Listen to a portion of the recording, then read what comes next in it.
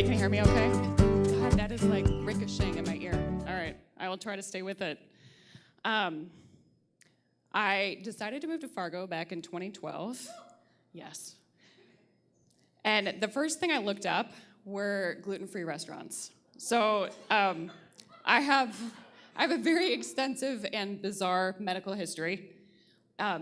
The majority of the issues I deal with today are about food allergies. I have many, many food allergies. No gluten, no dairy, not too much corn, no eggs, unless I want to sleep forever and be depressed. It's pretty bad. And so when I told my sister I was moving, she was like, "Do they know what gluten is?"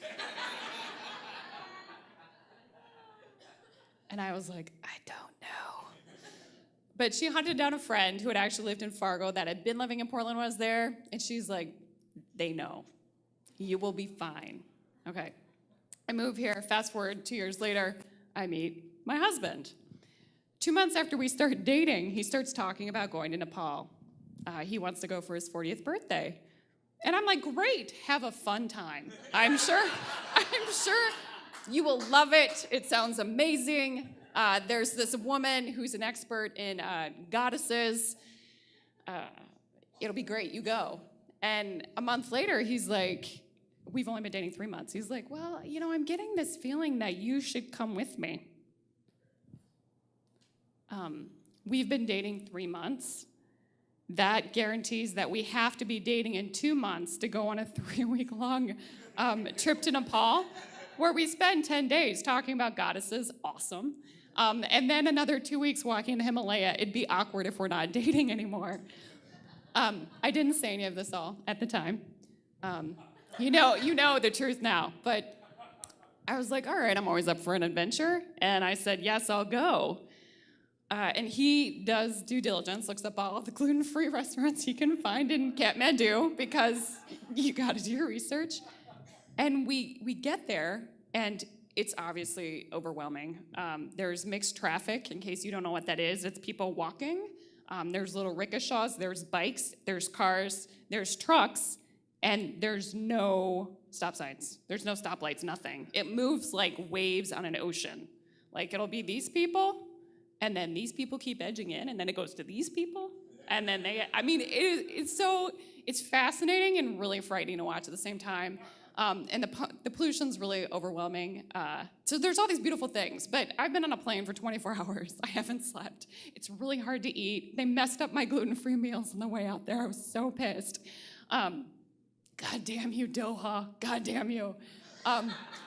So we're trying to find the restaurant, and we had told the trainers and the leaders, we had 2 leaders who did not disclose they were a couple. Oh my God. Do not go on like a 3-week international trip with people who are a couple. And they're like, "We got this." And we get to the first restaurant, and we go in, and I'm trying to look at the menu, and everything is like bread, sandwich, gluten, deep fried, gluten. And then the dude next to me lights up a cigarette, and the other dude next to me lights up a cigarette. And I'm hypersensitive to everything because I have this crazy alien body I was born with. That makes no sense.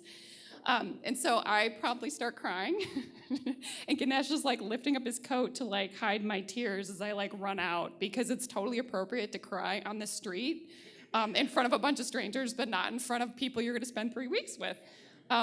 Which, just so you know, is a bunch of people from LA, and not to offend people from LA, but they're into some like really crazy shit. And it's like this whole trip I thought was going to be an educational tour learning about Hinduism and Buddhism and all these awesome rocking goddesses like Kali, who is seriously the most pissed off goddess ever, which I love, because we don't see enough pissed off women. We don't honor that. We don't sit there and like pray for like the goddess of vengeance and warrior and like kick-ass motherhood who's like, "You fuck with that, baby, you fuck with me, bitch." And I love that. But I have to say, women who worship Kali are really intense, and they can bring really intense energy to situations. So I'm crying in the street. I don't know what the hell I'm gonna eat. The next day, we finally find a restaurant, and that is where we eat every single meal. They start giving us coupons because they know we're gonna come back. We get through Kathmandu. We go to the Himalayas. I am lucky enough to find a few things I can eat on the menu. And the menus are so interesting because you're going to small towns, you have to like either walk or like go with a pack of donkeys because there's no other way to get there. And they have this very interesting mix of like Chinese food and then like Western food and then very small amounts of Nepali food, which you're like, well, that's weird, we're in Nepal. But apparently they have a lot of tourists from these areas that they serve. And so they're like, you don't need to eat, the food we eat, blah, blah, blah. Make it through those meals. We get to the top of where we're going. We're trekking to Annapurna base camp. I'm so gonna go over that time. Please don't hate me. I'm just gonna warn you now. Thank you. Yeah, hide it. Did you see that? He so was like, don't be jealous. Okay, so we get up to Annapurna base camp, and I don't know if you probably all heard this. They were having avalanches. This is like 6 months before they had the earthquake. We get to the top of the mountain, we wake up, and there's snow on the ground. There's not supposed to be snow. Not supposed to be snow. Our guides are like, the weather of the day, or the weather of the morning shows the weather of the day, we have to leave. And so I'm sitting up there, and the whole purpose of this trip, I keep thinking, is like this educational purpose. Well, everybody else from LA thinks there's gonna be this intense spiritual awakening on the trip. And I get it, I understand. Part of my health journey to getting, well again has been like, what medicine have I not tried that will miraculously heal me so I can eat bread? Okay, call that stupid or selfish, but living without bread is kind of a tragedy, okay? I know Shakespeare didn't write about it, but he would have. He would have. And so we get up there. There's a bunch of stuff that goes on. There's schisms, there's all the stuff. Chapter 5, 6, 7, 8, 9. Another time, guys. We get down the mountain, and this woman is like, you are going to go meet this shaman named Amma Bambu, okay?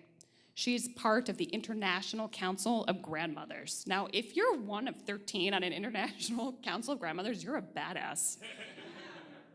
They're like, you're gonna go to her and you're gonna tell her your problems and she is gonna fix you. And it might be a bunch of stuff she's making you eat that you would never eat together, like ash and honey and cream and water, but it's okay if you have allergies because it's Amma.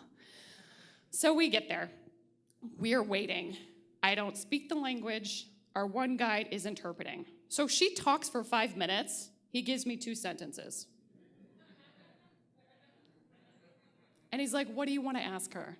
I want to ask, what's going on with my health? Am I ever going to be able to eat normally again? And he talks to her, 5-minute conversation. And he goes to me, Heather, she says your problems are because of karma and there's nothing you can do about it.